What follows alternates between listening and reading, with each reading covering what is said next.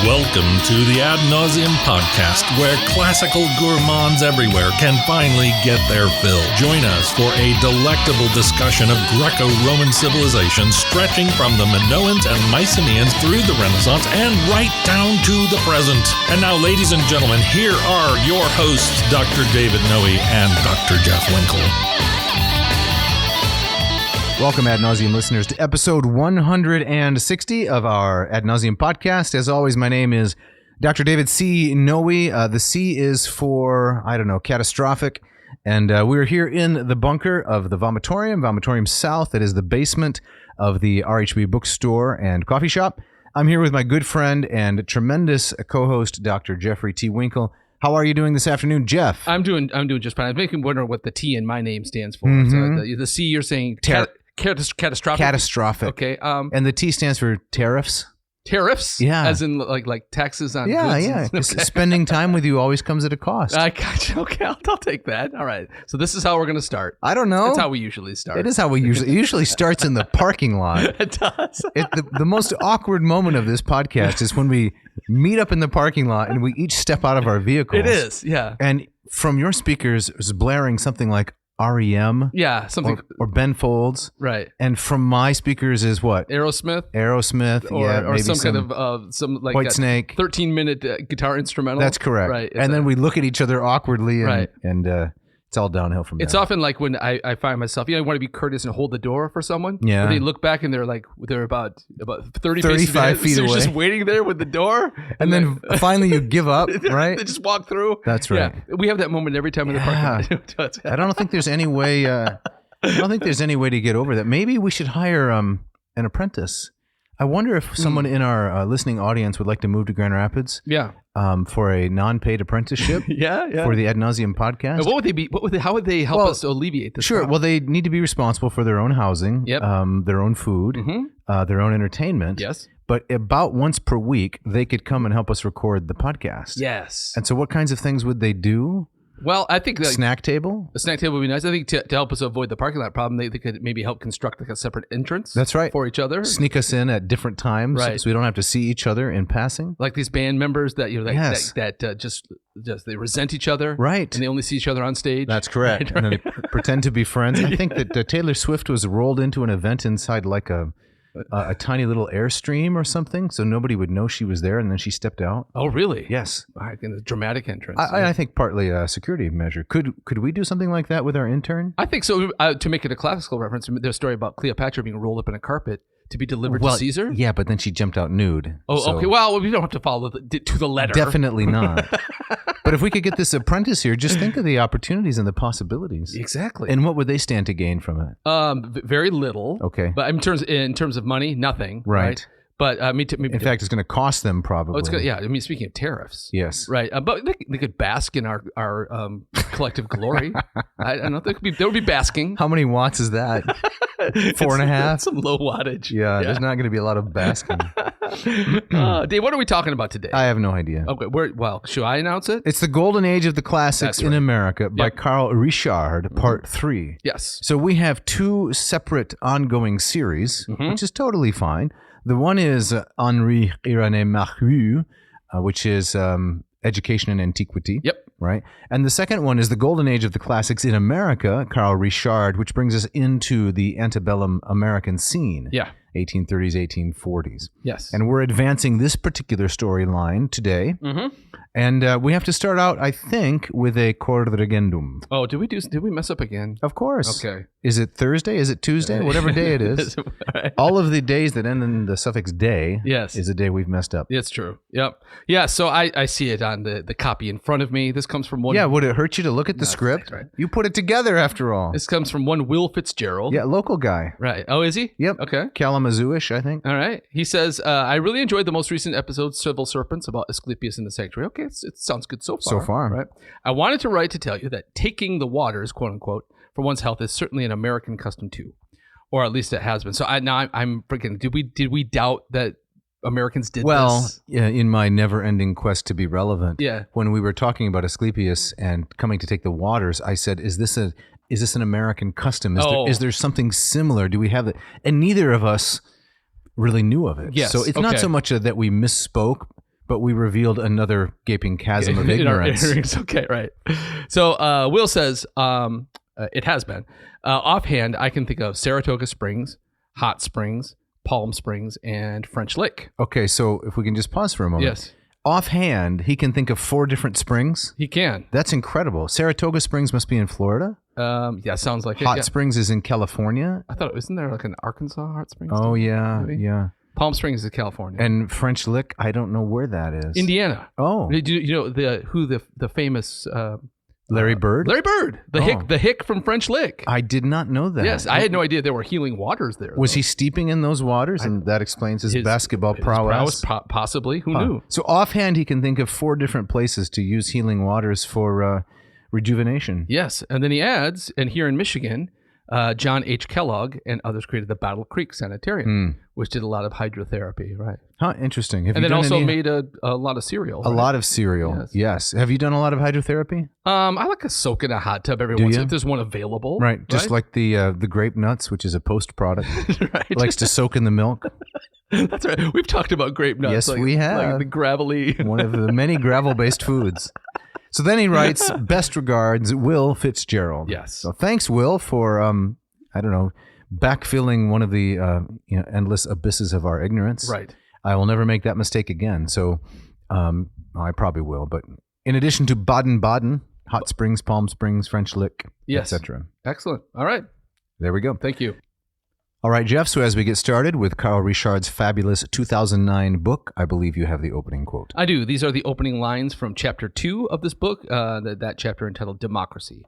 Richard writes, in the same years that a plethora of new grammar schools, academies, and colleges were introducing the classics to the western frontier, to a rising middle class, to girls and women, and to African Americans, states were expanding the voting population to include all free adult males.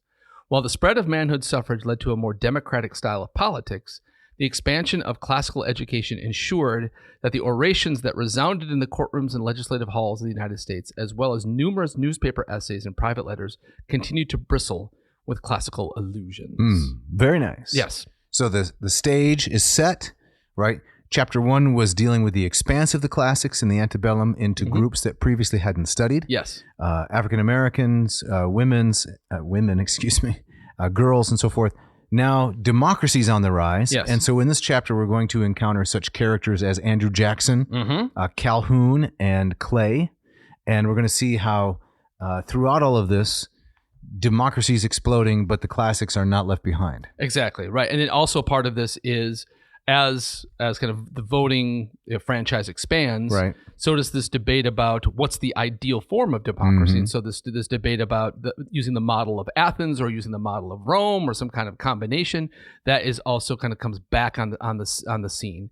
I don't know, I can't remember if we've talked about it on the show, but the founding fathers in crafting the Constitution and the American Republic, borrowing from both of those traditions, definitely, but perhaps most heavily from the Roman tradition. But here comes the idea of maybe the Athens way of doing things is the better way. Correct. Yep. Yeah, we have talked about it a little bit when we had Ed Watts on. Yeah. And we were talking a little bit about the mixed constitution and Polybius and so forth, and that comes up a lot in this chapter as well. Right. So as we get started in the chapter, the first section is entitled Classical Oratory in a Democratic Age. Yes. And we have the character of Daniel Webster. Right. Played by Emmanuel Lewis, if I'm not mistaken. Right, exactly, in the 80s TV show. That's correct. Right. With George Papadopoulos. Exactly, the most sickening cuteness about it, yes. Daniel Webster, says Richard, loved the classics and peppered his addresses to august bodies like Congress and the Supreme Court with classical references, but he exhibited an occasional reticence about using them in speeches geared to less educated audiences. In arguing a famous case for Dartmouth College before the Supreme Court, Webster closed with a melodramatic Ciceronian flourish. Sir, I know not how others may feel, glancing at the opponents of the college before him, but for myself, when I see my alma mater surrounded, like Caesar in the Senate House, by those who are reiterating stab after stab, I would not, for this right hand, have her turn to me and say, Et tu quoque mi fili, and thou too my son? End quote. Webster was not deterred, says Richard, by the irony involved in wrapping the words of Julius Caesar in a Ciceronian cloak, nor by the irony of the fact, later noted in his autobiography, that Dartmouth had given him only a very scanty classical training that he himself had been forced to augment. All right. So we have the detail that Webster, he's when he talks to more lay audiences, Right. he dumbs it down. That's right. All right. So which suggests to me that the classics is still only kind of breathed in that rarefied air. Yes. So at least in any specific way. yeah. I mean, Richard goes to talk about how there was even classical influence on people like Jackson and Lincoln, who did not have a lot of formal education. And really no classical education whatsoever. Right. There's a fantastic quote later on about the person of Lincoln that I hope we get to in this dense chapter. Brilliant chapter. Yes. Now, I have a question for you, Dave. Yes. Since you're our Cicero guy, just at a glance, I'm not kind of catching how Richard says that quote with a Ciceronian flourish. What's Ciceronian about what he's saying there exactly? I could maybe the length of the sentence. Okay. The subordinations by those who are reiterating stab after stab. I would not for this right hand have her turn to me and say. Also the notion of personification, which you get here. That is, you take as prosopopeia, you take some abstract entity and have them speak to you. Okay. The most famous one is where the laws speak to Socrates, right? In the Crito. Right. And then Cicero repeats this at several points where Rome turns to her and says, how could you do this? I see. Yeah. So there's that. There's the personification. Right. Now this is okay. Good. Thanks. That sure. That helps. I thought it was interesting when he the et tu, you too, my son. Webster's et tu quoque mi fili. I've not seen that rendering of it. There's the et tu brute. Right. There's the kai su teknon from That's Suetonius. Right. Yep. And so is Webster? Plutarch. Webster coming up with this on his own? Yes, for sure. Okay. And that doesn't take, I would say, any extensive knowledge of the classics. I suppose. After all, Dartmouth gave him only a, quote, very scanty classical training. Right. Yeah. So we have the person of Daniel Webster, the great orator. And you want to read that part from down further on page 42 just to kind of wrap up Webster as we move on to Sam Houston? Sure. Richard writes, yet Webster had avoided using Latin phrases in his appeals to juries, and in 1841 had persuaded William Henry Harrison, an avid reader of Cicero and of Charles Rollin's Ancient History, which I believe that was, you mentioned in the previous chapter, right? Yep. To delete obscure classical references from his inaugural address. Webster joked that he had killed 17 Roman proconsuls as dead as smelts. Delivered in the freezing rain, the address was still too long, contributing to Harris's death a month later. Yeah. Right. So Harrison could not eliminate enough classical references from his inaugural address. And it killed him. And it killed him. 17 Roman proconsuls as dead as it smells. Yes. So I guess the moral of the story is, if you are elected to office and you give your inaugural address, keep the classical allusions to a minimum. Because your health is at stake. Right. I have to admit that before I read this, the one fact I knew about William Henry Harrison was that he died in 30 days. Yes, right? I have to confess that I have never been one of those who memorize all the presidents. Oh, yeah. I got the first few, and then I got most of the 20th century, but somewhere in the early 1830s, 40s, I get my Harrisons and my Fillmores. And the Tylers. Yeah. Was Tyler even a president? Yeah. Zachary Tyler? I think so. Yes. Zachary Taylor. See, again, right. I get it all confused. Yeah, it's a mush for me, too. And then you have, is it Grover Cleveland, who's elected twice, but in non-consecutive years? And just throws the whole thing out Taft, of whack. McKinley. Give me 17 Roman proconsuls. Those I can keep straight. There we go. So you would have been on tenterhooks for this address. That's right. Counting off on your checklist. That's right. So then we move on to the Western states and the age of egalitarianism. Yes. So says Richard at the bottom of that same page, it is true that in the Western states particularly, the age of egalitarianism opened political offices to a number of men like Abraham Lincoln, Sam Houston, and Andrew Jackson, who possessed little formal education. And then I think we have to read that amazing anecdote from the life of Sam Houston, where he went and lived with Native Americans. Yes. Can you read that portion, Jeff? I will. Before I do that, though, I wanted to comment on something that. So he mentions Lincoln and Jackson, right, as men in American history who have little formal education, right. And I saw in this is that I've always understood that to be something kind of unique about the American character. There is a kind of I don't know if anti-intellectualism. Yeah, I was thinking that word. Is that word? And I don't mean that as an insult, but No. the self-made man. Yes, I think it kind of is an insult. One thing I've often used, and I think I've mentioned it on the program before, is Alexis de Tocqueville, his statement, right? So in his Democracy in America, the French visitor to the United States, he said that the Americans are they think the least about philosophy, but they act in the most philosophical fashion. Ah, yeah. So he said that we are pragmatic Cartesians to a core, though never having heard of René Descartes. Right. That's really interesting. So I think that's a good way to look at it. That's what you're putting your finger on. Yes.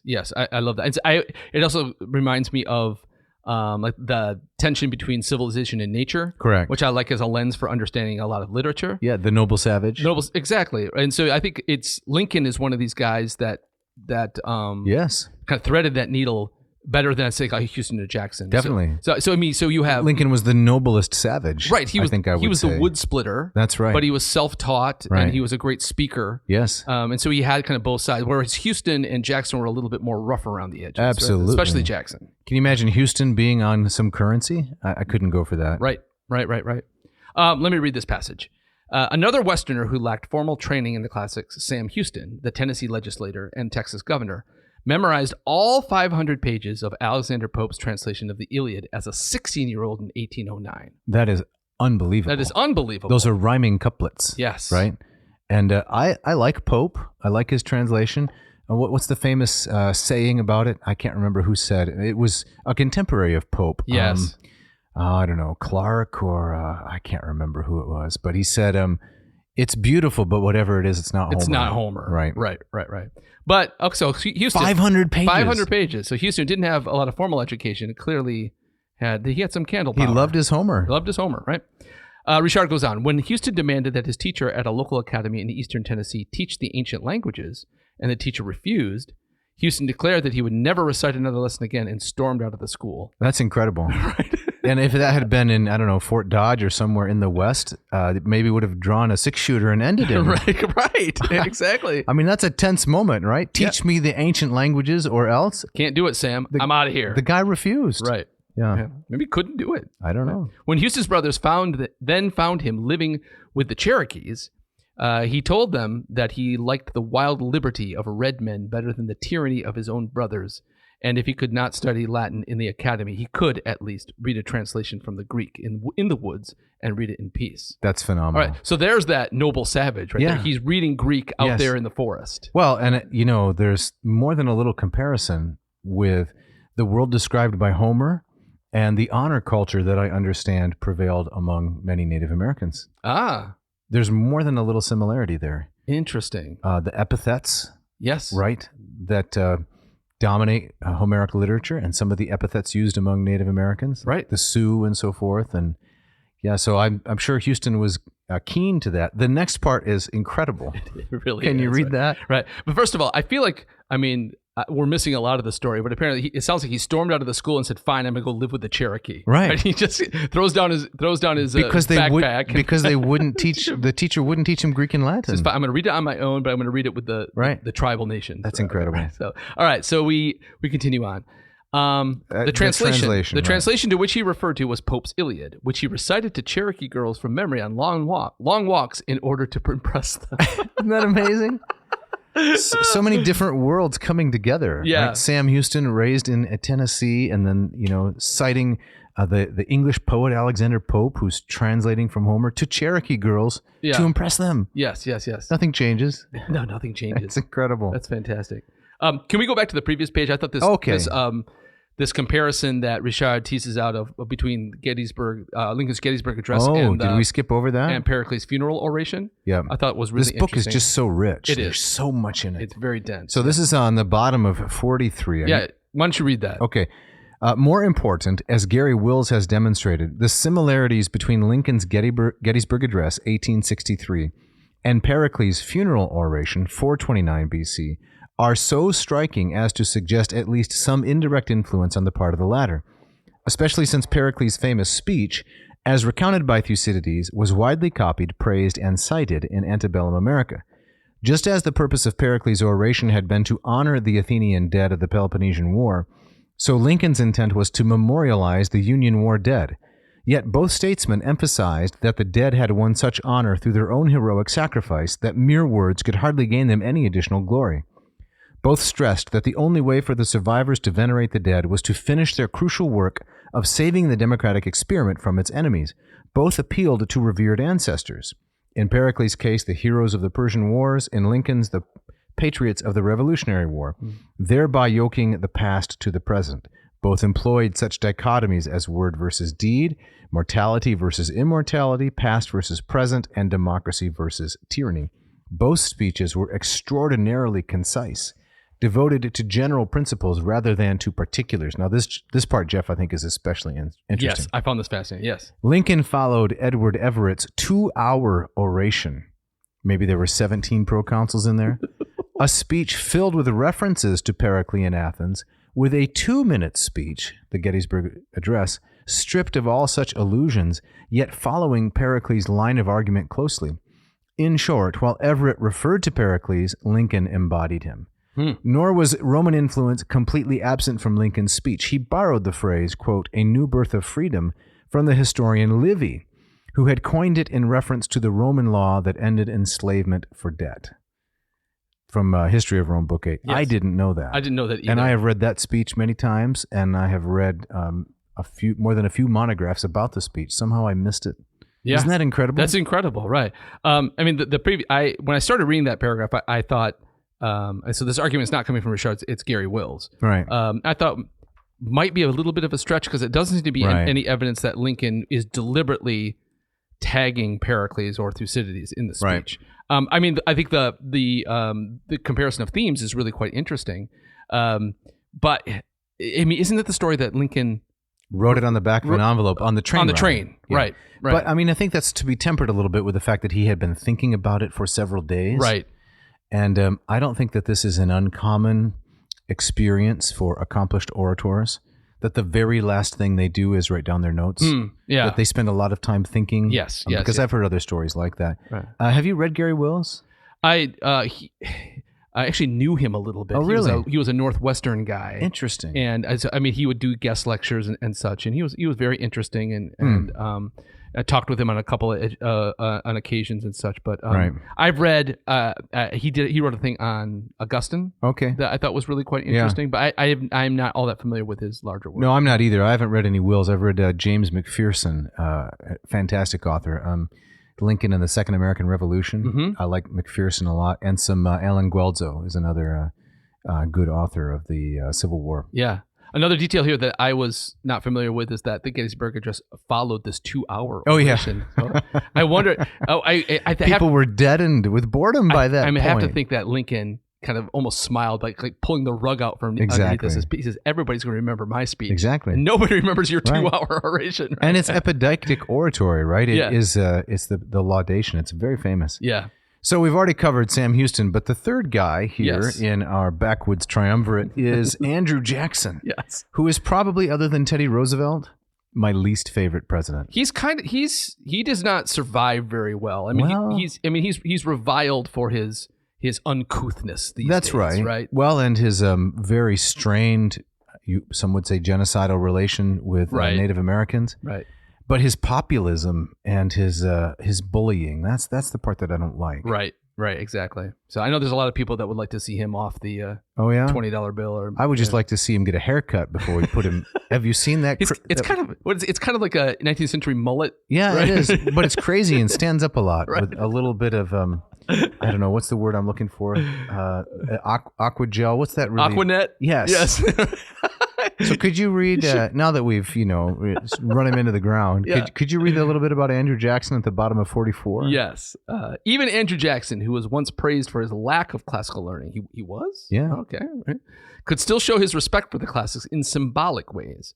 Andrew Stevenson of Virginia suggested that Jackson had benefited from his ignorance of Greek and Latin, writing, "Regular and classical education has been thought by some distinguished men to be unfavorable to great vigor and originality of the understanding." So wait a minute. Does this mean that classics is it makes you weak? It's effeminizing? Is that the idea? I think he's saying that it's easy to fall into It's the appeal to authority. Oh, okay. And so it does. If you are steeped in it, it doesn't allow for a lot of original thought. Okay. Because all of the original thought has been done. Right. And so maybe he's saying because Jackson didn't have this, he was more of he was freestyling. I see. Right. What do you think about that argument? It makes me think of like learning music. Right. And I've heard similar kind of things that if you Okay. steep yourself in theory, Right.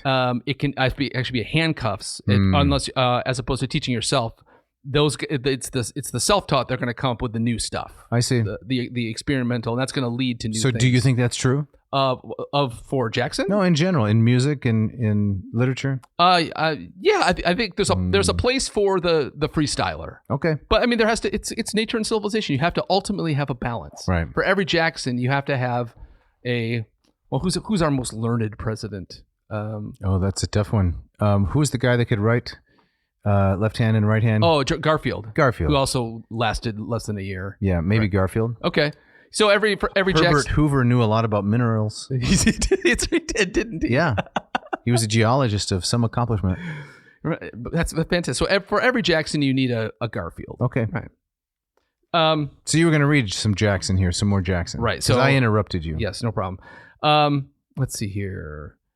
Regular and classical education has been thought by some distinguished men to be unfavorable and great vigor and originality of the understanding, and that, like civilization, whilst it made society more interesting and agreeable, yet at the same time it leveled the distinctions of nature. Okay, I think that's kind of what we were just saying. Okay. It can sand too much classical education can sand off too many of the rough edges. Okay, and we want some of those there. You want some of those to be a man of action. I think that's what Stevenson's saying. Okay. Here. Yep. Will you continue then? I will. Yet, as president, Jackson appointed the famous neoclassical architect Robert Mills as the official architect of his administration. In fact, when Jackson's own estate, the Hermitage, burned in 1835, Jackson appears to have sought Mills' advice in reconstructing it. The capitals of the new Corinthian columns that fronted the house were modeled on those of the Temple of the Winds in Athens. Beautiful building, by the way. One of my favorites. Yes. Jackson probably also sought Mills' advice concerning his domed tomb, which after I read this, I looked it up online. It looks like a little mini pantheon. Really? Yeah. Mills, like Nicholas Biddle's favorite architect, William Strickland, had been a student of Benjamin Latrobe. Ardent foes in the political and economic arenas, Jackson and Biddle shared the same architectural preferences. Jackson also selected an expensive wallpaper designed by the Frenchman Joseph Dufour, a panoramic series of panels that included Minerva tossing Telemachus off the cliffs of the island of Calypso in order to break the spell of the nymph Eucharis, a story told by François de Salignan de la Montfenelon in The Adventures of Telemachus from 1699. That's an odd choice for a that's what I want in a wallpaper. Athena throwing Telemachus. I'm not even familiar with that tradition. No, actually, right? No. So I thought this was a bit of a stretch. Well, in the sense that it doesn't show that Jackson was really that interested in classics. Right. It was just pretty much decoration. It doesn't take very much commitment to choose a wallpaper with a classical theme. Right. Exactly. And I don't know how much time Jackson put into choosing your official architect for your administration. Right. I can see someone, hey, have you heard of this guy? Fine. It's like saying, that I have a deep interest in forestry because the air freshener that hangs from my rearview mirror is shaped like a pine tree. Right. I would say that's about it. Yeah. So I would see, I see Lincoln and Houston as much more interesting and direct connection to the classical tradition. Absolutely. Jackson is our odd man out. Yeah, here. so Houston memorized 500 pages. Yes. 500 pages of Pope's translation of the Iliad. We don't have any evidence that Jackson read any of the Iliad in any language. Exactly, right. Which is not to put him down. I can put him down other ways. Right. But. And also missing is, did any of the Cherokee girls fall for it? Yeah. I don't know. Sam. Yeah, keep going. All right. So in the middle of 45, yes. How did this play with the voters? How did Jackson's anti-classicism or indifference to classicism, how did it play with the voters? You want to pick it up there? Okay. Please. It is true that some of the poorly educated new voters considered the classics useless vestiges of aristocracy, and that politicians sometimes sought to capitalize on their anti-intellectualism by denigrating the classical languages. In 1859, Senator John Hale of New Hampshire reflected the anti-classicism of some uneducated Americans when he remarked, quote, Whenever I hear a judge in court give an opinion in Latin, I generally conclude that he is about to announce some infernal doctrine that he is ashamed to speak in English. Now, we are ourselves at present going through an election cycle, are we not? We are. And we have a presidential race and all kinds of down ticket ballot races and so forth. Yes. And as I was reading this chapter, I was thinking about that a little bit, and I was wondering, would I like it if, the Republican candidate, Mr. Trump, or his vice presidential candidate, Vance, or if the Democratic candidates, Harris and Walz, would I like it if they put classical references into their speeches? Yeah. And I'd like to hear your thoughts on that. Sure. But I reached the conclusion that I would like it if they put any literary references into their speeches, something to give it some life and interest. Tell a story. Yeah. Illustrate something from Aesop, or I'd even probably settle for Lord of the Rings or a Disney movie. Really? Reference. At this point? Well, there's very little effort, I would say, to make it interesting. Yeah. Am I wrong? No, you're not wrong. And having heard you say that, I would still say that I would, if I prefer that they would drop a classical reference in the speech, I would say no, because I think it would strike such a false note. That's true. For both the candidates on As both though the sides. rest of it is so genuine now, you don't want any false notes creeping in. It would seem, I mean, if there was something in the character of either of the candidates that had displayed some kind of interest in knowledge of ancient history, some kind of erudition along those lines, then it would be more natural. But here it would just be, okay, some speechwriter said, drop this in, you'll sound smart. Yes. Yeah, I wouldn't like that. No. I wouldn't like that. This may be a very tenuous thread, but the Republican vice presidential candidate, Mr. Vance, his book does have the word elegy in it. That's true. I like that word elegy. I do. It's preceded by the word hillbilly. That's true, which is a nice incongruity, right? It's a great title. It is. Have you read it? I haven't read it. I haven't either. No, and honestly, I don't have much interest in it. No. But I like the title. It's a great title. It's right. Elegy is that's a very thin classical reference. I said it was thin. There's plenty of bombast to go around. So. I think we've talked about this on the show before, but the last kind of classical reference that I can remember coming from a politician is RFK quoting from Aeschylus when he announced the death of Martin Luther King to the crowds in Indianapolis. Yes.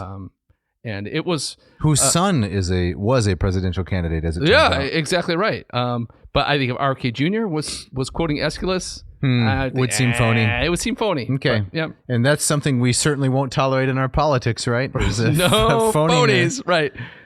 Do you think this notion of this kind of anti-intellectualism from this quote here is that someone speaking Greek or Latin, do you think there's that's the attitude that's out there right now? Is it's a vestige of snobby aristocracy? Yes. Yeah. I think that is, but I think there is that. But we were just talking about Lincoln, right? Mm-hmm. One of the reasons Lincoln was so successful in the Gettysburg Address is that he did not display his learning. He just simply used it. Yes. Right? I know there are many criticisms of the Gettysburg Address about it's just empty rhetoric and so forth. Mm-hmm. I don't buy into those. His purpose there was to celebrate the dead, right? It wasn't a policy speech. Yeah. But as we just read, he imitated Thucydides really well without mentioning him. Yes. And he drew on universal themes without putting his finger on them and saying, hey, I'm drawing on a universal theme. Right. And so, someone doesn't have to use the name Aesop in order to use the parable of the wolf and the lamb. Yes. Which is another one that Lincoln used quite successfully when he was talking about slavery, right? Right. The wolf thinks he's getting a meal, but it doesn't feel that way to the lamb. Yes. Right? Yes.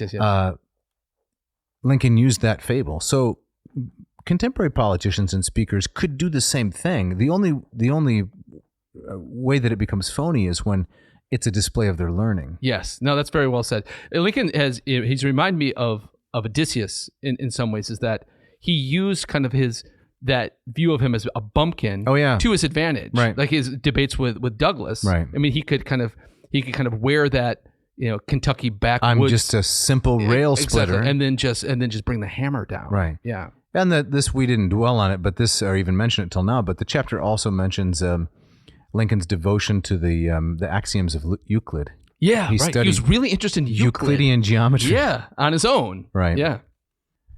So, Jeff, before we take a break to pay the bills, Yes.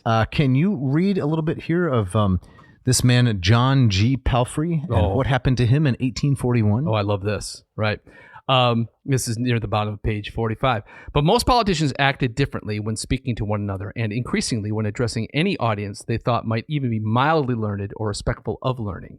In fact, when speaking to one another, they sometimes carried their classicism to absurd lengths.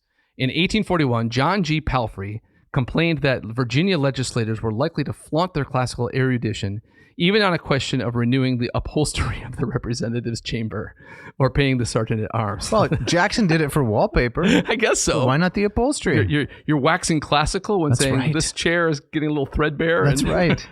But he goes on, He goes right? on, yes. When John Quincy Adams sneered at John Randolph's numerous quotations of Latin poets in Congress, calling them mere scraps of Latin from the Dictionary of Quotations, the genuinely learned Randolph retorted that he had never met a Yankee who knew anything about the classics. So there's a little bit of sectional prejudice there. Right. Right.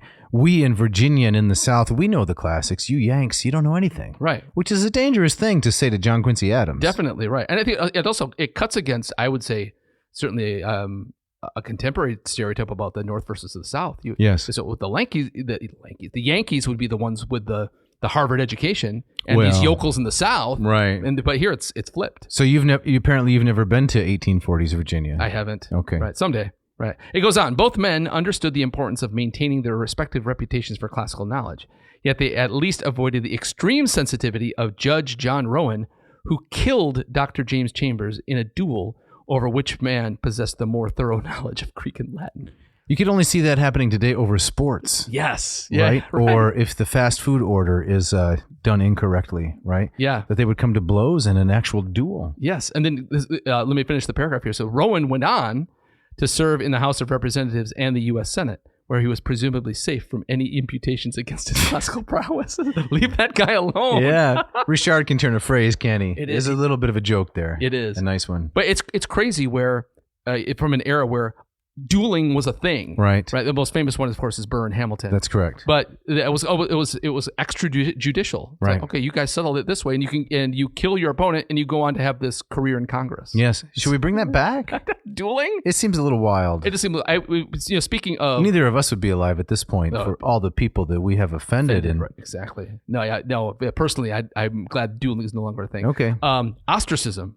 You're in favor of that. I like that Okay. tradition. Yeah. Well, speaking of dueling and ostracism, Yeah. it's time for the ads.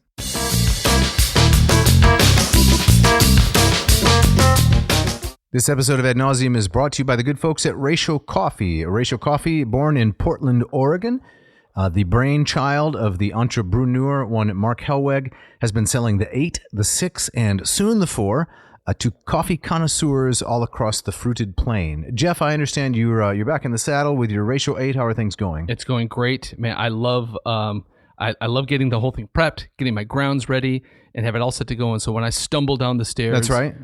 Brain fogged. And 3:30 a.m. Sometimes, Okay. if the dog is has anything to say with it, The dog has to have his coffee. sometimes.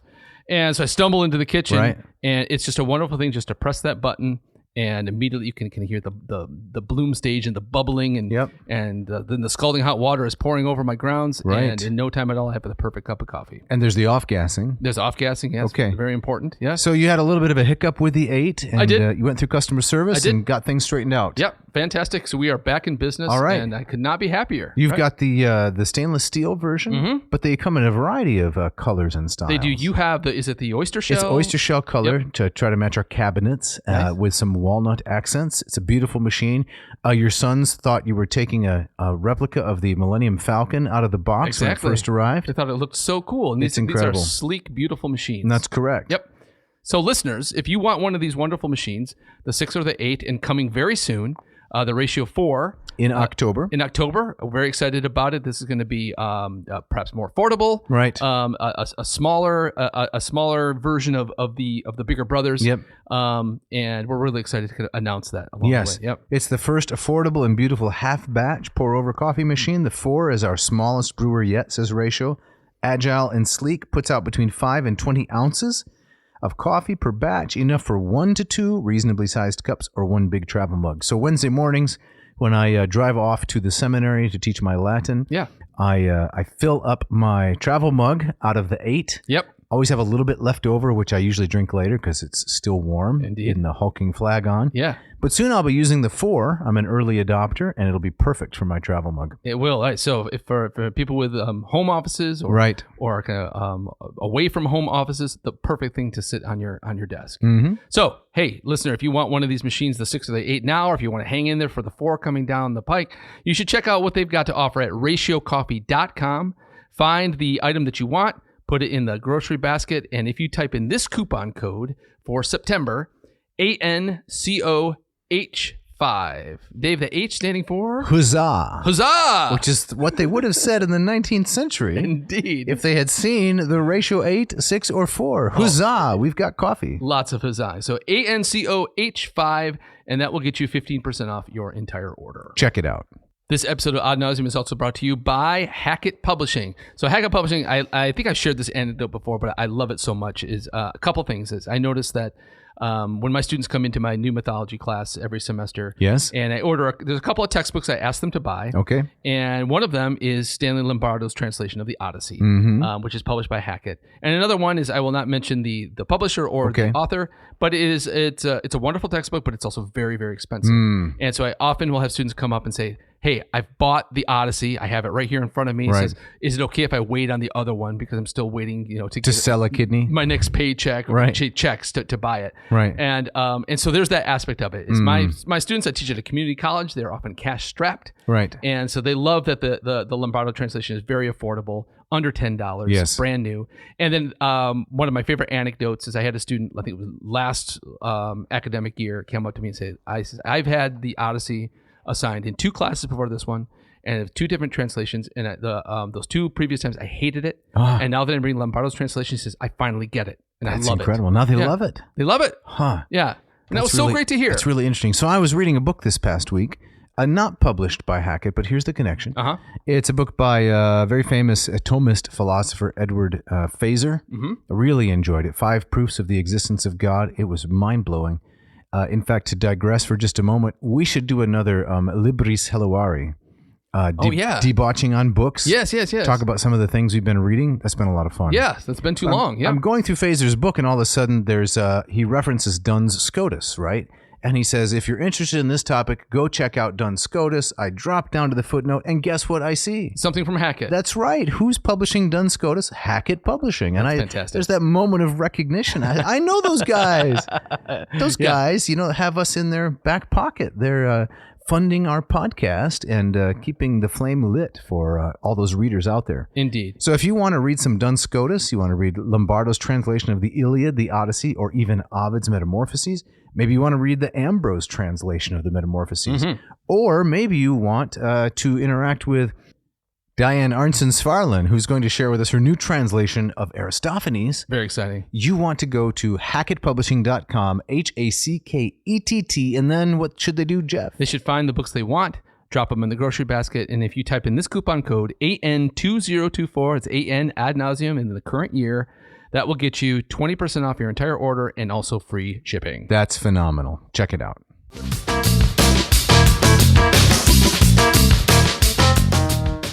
All right, Jeff, so as we get back into it, we're here on page 46 with the rehabilitation of Athenian democracy. Can you get us started on this subject? Yes. I'll read the text right below that heading. Antebellum politicians learned quickly that one way to appear erudite without seeming aristocratic was to praise Athenian democracy. Whereas the founders had regarded the Roman Republic as the greatest political model of antiquity and had feared the instability of a democratic Athens, the antebellum generation embraced Athenian democracy. Now, why do you think that is? That to reference Athenian democracy was a way to kind of appear smart but not snobbily. So is it just the fact that you're not talking about Rome? I guess. I haven't given this deep thought, so I'm not sure. Maybe it's because so much of Western jurisprudence is Latinate in origin. Yeah. So even though many of the ideas the Romans inherited from the Greeks, not all of them, but many of the ideas were Greek in origin, they were presented in Latin garb. Yeah. So it was easier to have some distance between them. Right. So I think that's probably the explanation. Yeah, I wonder how much of that that general, that even that Plutarchian sense in his parallel lives, Right. he meant to kind of redress the notion that the Romans were brutes and the Greeks were the thinkers by Right. having opposites paired up. I encountered that actually this morning in one of my classes. We were talking about Dodona, the site of Zeus's oracle in northern Greece, and I was talking about how there's evidence that the theater was repurposed by the Romans to not just show plays but also beast fights and the like. And my students, not many of my students have thought a lot deeply about Greece and Rome, but in them asking questions, it certainly came out that they have a general idea that the ancient Athenians, they were kind of the more approachable, kind of the thinkers, the lovers, not the fighters, and then the Romans, artists and so forth. The Romans were the blood sport maniacs. And so it just struck me that it's interesting that that's still out there. It never goes away. Right, it never goes away. And so I wonder if that I think the main thing, like you said, is that it's getting away from the very Latinate aspects of jurisprudence and the Roman of law and courts. Right. All those terms are Latinate. Right. And even though the ideas, you can find many of them, not all of them, in Greek authors. Yes, exactly. But the fact that was synonymous with those things, that it came to be associated with upper class snobbery. And another explanation occurs to me as well. Can I try it out on you? Please, yeah. Okay, and that is that the Romans went through an imperial stage that followed on the Republic, right? Mm-hmm. So there's kind of this thinking that it's a very old idea. Republic was good, but it kind of inevitably led to the imperial era and the collapse. Yes. Now there was plenty of totalitarianism among the Greek city-states, but the scale was much smaller. Right. And Alexander, who's the greatest totalitarian, he mostly went east. Although he did subjugate, he destroyed Thebes, right? He did subjugate the Greek city-states, as did his father, Philip II. Mm-hmm. There's a little bit of a sense of distance in that, whereas, you can't separate the Roman experience from imperialism. I think that's very well said. I think you're right. I think there's a lot of that behind this. Yeah. The third thing I wanted to say, you mentioned Dodona. Yeah. It occurs to me, you remember when we visited? I do. And remember we stopped off before going into the site and we got some coffee and pastry? I do remember that. Do you remember the name of that place? I don't remember that. It was Dunkin' Donuts. Oh, man. I didn't see where that was going. Yeah, but we didn't actually do that. No, we did not. The pun occurred to me while you were talking. That's an opportunity waiting to be grasped. Yeah, though. Dunkin' Donuts. Yes.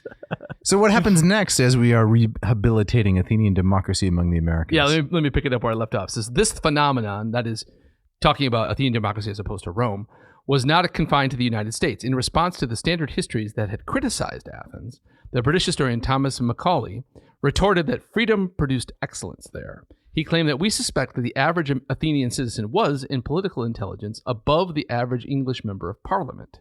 Macaulay rebuked some historians for neglecting literature and the arts so completely in favor of war and politics as to slight what democracy had accomplished in Athens. He asked, wherever literature consoles sorrow or assuages pain, wherever it brings gladness to eyes which fail with wakefulness and tears, and ache for the dark house and the long sleep, there is exhibited in its noblest form the immortal influence of Athens. Interesting. Yeah.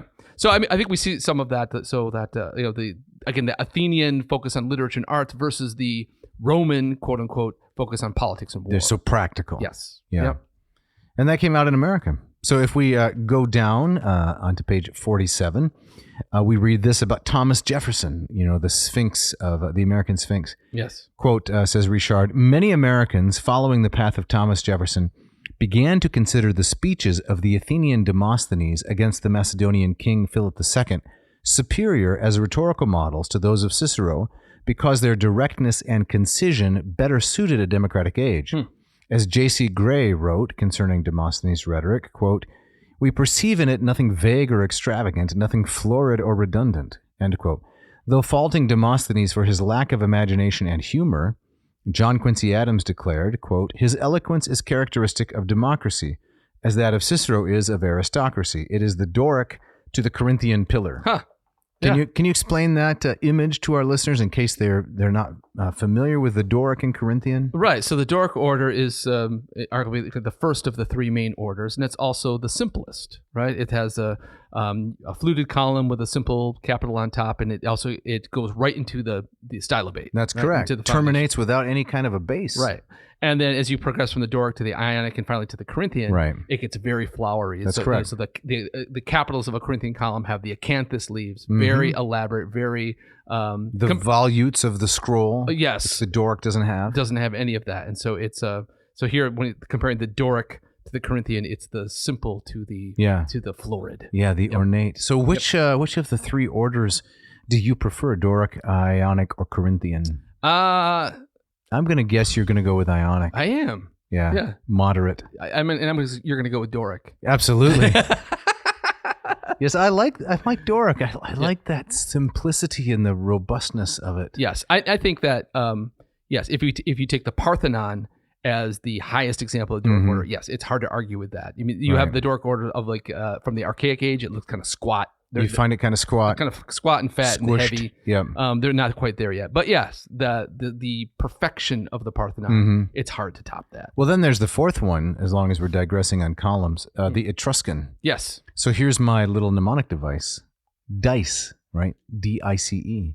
Doric, Ionic, Corinthian, Etruscan. Nice. And then there's a fifth one, actually, composite. Yes. Which I don't care for, but yeah, and it's hard to work into the DICE acronym. Exactly, right. But the composite is like the everything bagel. Yeah, right? Let's just put everything on there and hope it tastes good. It's allspice. That's correct. Yeah. On my porch, yes, I have Etruscan columns. Oh wow. Yes. Yeah, on a neighborhood. That's a flex. Downtown Grand Rapids. In fact, that's the first porch column flex I've ever endured. But nice job. Thank you. Yeah. At the University of Oxford, there is the courtyard of the orders, if I'm not mistaken. I've never been there. So tell me about that. So you go into the courtyard, and it's, I don't know how old the building is, but in the courtyard is each one of the 5 orders displayed on one of the sides. Is that right? So you can study. It's supposed to be a living textbook of architecture. Nice. But we've wandered quite a ways from Athenian democracy here, have we not? We have. Okay. Should we get back into this? Yes, we should. Right. So moving on in 47, Thomas Dew agreed, that is, with John Quincy Adams, adding that while Cicero's flashiness might have won more applause from his audiences, Demosthenes' simplicity was more persuasive. Quote, when Cicero spoke, the man was admired, the oration was praised. When Demosthenes had spoken, the crowd went away denouncing Philip. I don't know how much you can judge these kinds of things. It seems a little bit tied to the age. Yeah. Have you read much Demosthenes? I remember it was part of a seminar I took in graduate school, but since then, not much. Right. Right. I mean, I like the comparison here. The kind of the preference or the current growing preference of Demosthenes over Cicero, and I think you do see that kind of American preference for practicality and simplicity creeping into that, right? Yes. And so to tie it to positions, or it's not position, to politicians of recent and the last century, it would be Obama would kind of be Cicero. Okay. Flowery speeches, aiming for heights of rhetoric. Yes, exactly right. And it's a performance that's meant to kind of move you. Okay.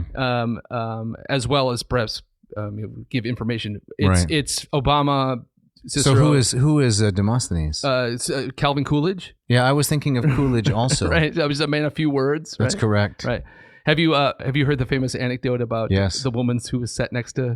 He was intent on getting him to speak more than 2 words the entire evening. And he says, "You lose." You lose. Yeah. I hope that's true. I was thinking where an orator like Ronald Reagan would fit into that. I think more Cicero. You think so? I mean, he's remembered for. I mean, he's a great storyteller, a screen actor, but it seemed like he was going for folksiness a lot. Yeah, that's true. That's true. Yes. But I would say that he had people who don't like Ronald Reagan, which I don't know what portion of our audience that is. Mm-hmm. I'm not a great fan of Reagan's, but I think this is true about him nonetheless. He cultivated a kind of Lincolnian folksiness. Yes. He cultivated that idea that I'm going to be a man of the people, and I'm going to use simple storytelling to try to articulate and convey complicated political truths. Right. Right. And I would say he had some, agree with him or not, he had some success at that. He did. I mean, he had he had great timing. Right. But yeah, you're right. small town Illinois Right. is where he was born and grew up. And I think he also, like Lincoln, kind of wore that on his sleeve and used it to his advantage Right. to kind of keep his opponents off balance. Correct. Yeah. So that's more... That would be more Demosthenic. Demosthenic, yes. I suppose. I guess so, yeah. I think really what we're noticing here, though, in antebellum America, in the dispute between Demosthenes and Cicero, is just maybe a little bit of a reaction. Yeah. Cicero was so popular among the founders that now it's time to stake out our own claim. So we're going to go for Demosthenes. Right. I haven't read a lot of Demosthenes, but what I have read, I don't think he's any simpler and more concise and direct than Cicero. Right. I find the same level of sophistication, honestly. Yeah. Cicero would be very pleased with this comparison. Yes. Yeah. I think so too. Right. If I could offer another musical metaphor. Please. So it reminds me of, you talk about kind of reactionary approach here. Right. It reminds me of kind of pop rock in the 1970s. Prog rock becomes so florid and over the top, and you have these 12-minute songs that one of the reactions and what is birthed from that is punk. Okay. Let's strip it down to 3 chords, right? And scream the lyrics. Okay. And so it's kind of a push in the opposite direction that kind of forces the pendulum to swing. And so maybe that's part of it too. It's like, okay, we've had enough of Ciceronian, florid speeches, and now we need something more down to earth. Okay. Yeah. Good. So bottom of 48 and top of 49, we have to get into the question of states' rights. Yeah. We're going to tread on some dangerous territory here. You want to get us started with that, Jeff? Where do you want me to start here? Where's maybe right at the bottom of 48, such speeches? Such speeches, whether of the simple Demosthenean, how do you say that? Demosthenean, or of the more ornate Ciceronian variety, were highly valued, as the historian Daniel Walker Howe has written, by stressing the arts of rhetoric, classical studies, help direct political argumentation towards the declamatory style of Webster and Calhoun. The political speeches of the time, like the Lyceum lectures, sermons, ceremonial discourses, and lawyers' arguments, constituted a popular body of oral literature. Paradoxically, the written culture of the classics underwrote and legitimated this oral culture. Perhaps this was because classical culture had been an oral one too. Since written manuscripts were rare and expensive in antiquity, nearly all classical authors intended for their works to be read aloud and therefore focused considerable attention on perfecting their oral qualities. Okay. So he's saying that Webster, who was kind of more of a speech maker in the Ciceronian vein, right? He's taking his cue either directly or indirectly from the classical roots in oral performance. Correct. Okay. That what you hear is the most important part. Yes. Now, Dave, you had mentioned something about states' rights. Yeah, so this is on page 49. Says Richard, most Southern supporters of state rights praised Greece not only for its democracy, but also for its decentralized government. So if I can just interrupt the quote, what we were saying about the difference between Rome and Greece, right? Rome had a extensive bureaucracy extended all around the Mediterranean. Right. Greece remained more or less isolated city-states. Yes. Even the Athenian Empire was more just a kleptocracy than anything. Yeah. But Richard continues, in opposing Andrew Jackson's threat of force against South Carolina during the nullification crisis of 1832-33, John C. Calhoun noted that each member of the Achaean League, a famous confederacy of Greek democracies in the Peloponnesus, had possessed its own assembly, magistrates, and judges, and had united only for a few common purposes like national defense. He suggested that the United States should hold to such a model. During the 1850 discussions concerning secession, William Boyce made the same recommendation, offering as, quote, an illustrious and suggestive precedent, end quote, the Achaean League, the union of the southern states of Greece, caused by the pressure of the Macedonian power. Thomas Dew wrote, in casting a glance over the nations of antiquity, our attention is arrested by none so forcibly as by the little democracies of Greece. After noting the achievements of Greece in warding off the countless hosts of Persia, and in perfecting philosophy, art, rhetoric, and historical writing, Dew asked, what then could have generated so much greatness of mind, so much energy and loftiness of character, in this apparently secluded corner of Europe, scarcely visible on the world map? He answered, it was this small system of independent state governments which so completely identified each citizen of Greece with that little body politic with which his destiny was connected. which breathed into his soul that ardent patriotism which can sacrifice self upon the altar of our country's happiness. So I see in this kind of the idea of the American states are the laboratories of That's democracy, right. And that the federal government should have a light hand and kind of leave it to the different states, and kind of recognize that every state is quite different. Yes. Which is a principle I myself generally like, but I do too. When I read this, it sounds like a little more than, I should say, more than a little special pleading.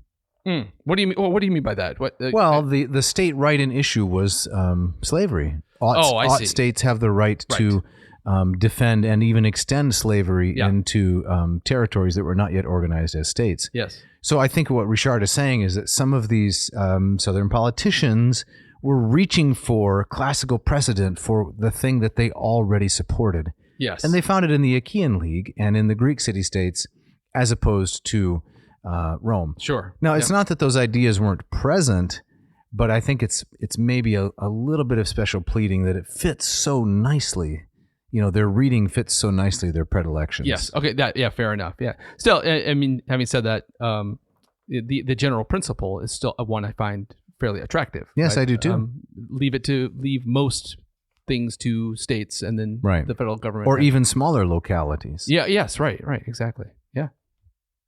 All right. Now, jumping ahead a little bit in this chapter, the specter of Sparta raises its head, and the kind of the totalitarian, military-focused culture at Sparta, does that also have an influence and something to say about American culture, or a lens that we can see our own history through? Okay, so the contrast, Jeff, is that we've already established, Richard has established for us, that Americans were admiring the Athenian democracy and the localism. So where does Sparta fit in? Exactly. Because they're autocratic and highly militaristic? Right. So Richard says, this is bottom page 51, I believe.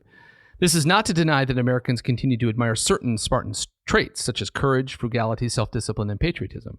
It is probable that the defenders of the Alamo remembered Thermopylae, the battle in which 300 Spartan volunteers under King Leonidas laid down their lives to cover the retreat of the Greek army against a massive Persian force. So was that 1836? Was that the Alamo? Yes. Okay. Yep. Sorry to interrupt. Continue, please. Yes, Richard continues. Certainly many Americans connected the Alamo with Thermopylae. A mere 20 days after the garrison at the Alamo was overwhelmed, the citizens of Nacogdoches, Texas, issued a resolution praising the defenders. The resolution declared, "They died martyrs to liberty, and on the altar of their sacrifice will be made many a vow that shall break the shackles of tyranny. Thermopylae is no longer without a parallel, and when time shall consecrate the dead of the Alamo, Colonel William Travis and his companions will be named in rivalry with Leonidas and his Spartan band." All right, so that's a very on-the-table direct connection. 20 days later. Yes. Yeah. So have you seen that 1960 movie, The Alamo? I have not. Starring John Wayne as Davy Crockett? I have not. Have you seen this? I have. I saw it as a kid. I was fascinated by it. Really? Got my own coonskin cap as a result. No way. Yeah, it's true. Yeah. The top was made out of rabbit, and the tail was made out of raccoon. Fantastic. Mm-hmm. My mother is obsessed with the Alamo and its history. Yes. Has she visited? She's visited several times. Have you been there? I have never been to the Alamo. Oh, San Antonio is a lovely place. I would love to go there. The river walk, the food is fantastic. I imagine. The Alamo itself is a little bit underwhelming just because the scale is so small. Yes. Yeah. Not different than Thermopylae, right? Yeah. Having read about Thermopylae, you get there.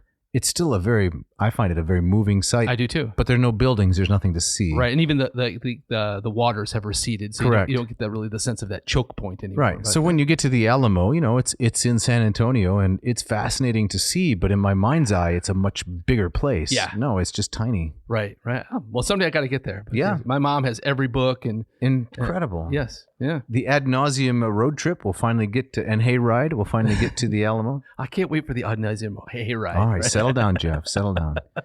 So we need to wrap up this portion here, and we're going to end before we get to the next section, which is the continuing appeal of Rome. But I think we should say one more thing that Richard has taught us here, which is John Quincy Adams and the Greek War for Independence. All right. This is on page 53. So if I can read there. Recognizing the strong passion of Americans in support of Greek independence based on the love of ancient Greece, Secretary of State John Quincy Adams wrote to a Greek agent in London, wishing the Greek rebels success, This is in their war against the Turks.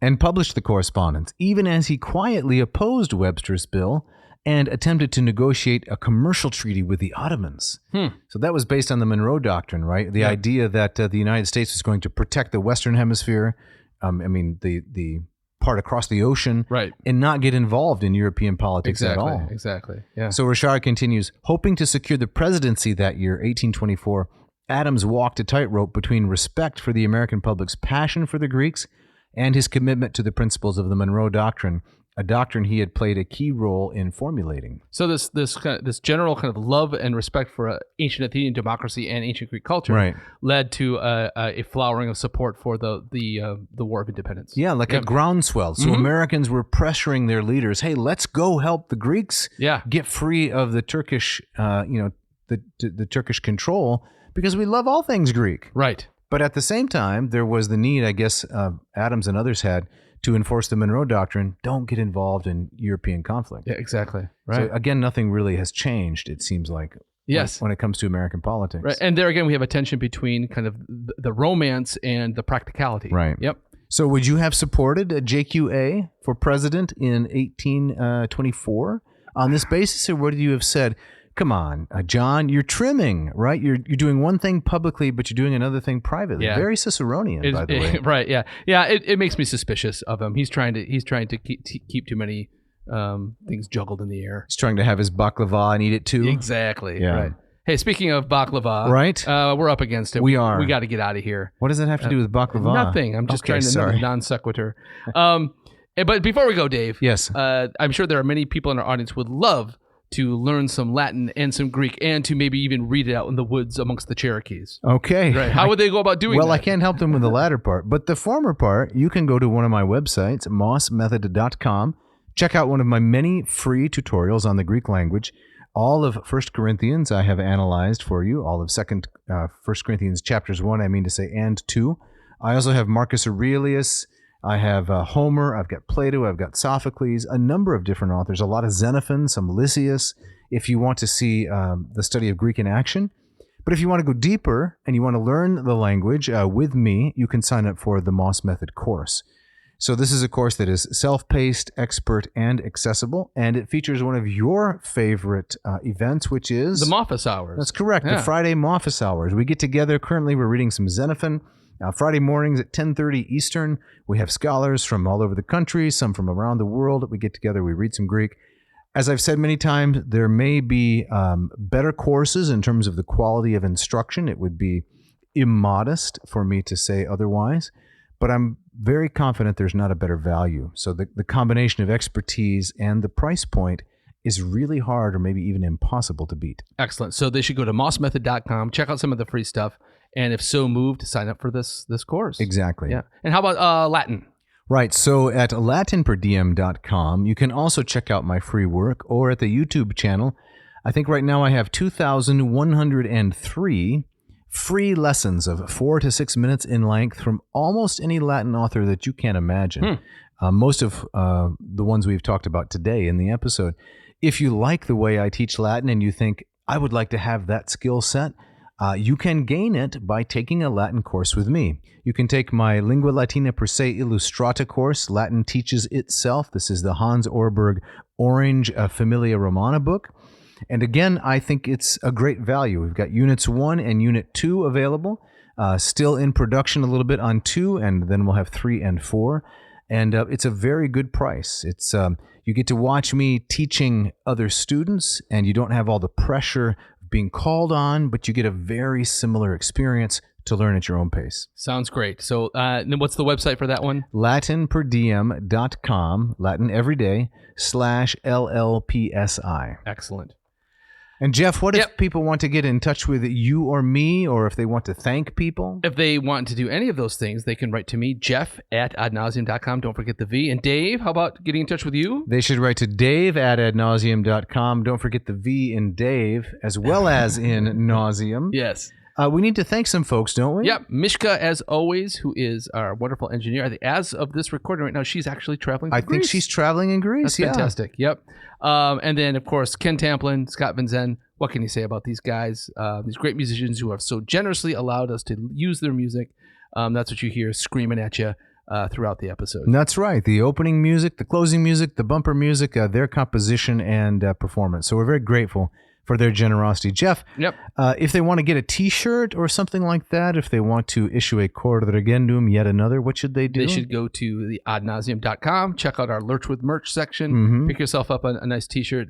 The wonderful orange contrasted with the black, perfect for October. That's up, I would correct. say. Yep. Show us that you are taking in the classics. And keeping them down. That's correct. And So- Dave, next week we got to finish this up. I think we got to. I think we got to finish this Yep. up. That's correct. And we have our guest coming up pretty soon. Yep. And she's going to talk to us, our friend Diane, about Aristophanes. That promises to be a really thrilling episode and some giveaways also. Excellent. And Dave, you have our gustatory parting shot, I believe. Yes, I do. This is from Walter de la Mare. So I didn't know much about this guy until I looked him up. But according to Wikipedia, Walter de la Mare was an English poet, a short story writer, and novelist. He is probably best remembered for his works for children, his poem The Listeners, and for his psychological horror short fiction, oh my goodness, Nice. including Seaton's Aunt and All Hallows.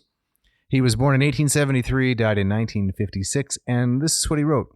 He said, "Oh, pity the poor glutton, whose troubles all begin in struggling on and on to turn what's out into what's in." There you go. Thank you, Walter. Thank you, and thanks for listening. Thanks.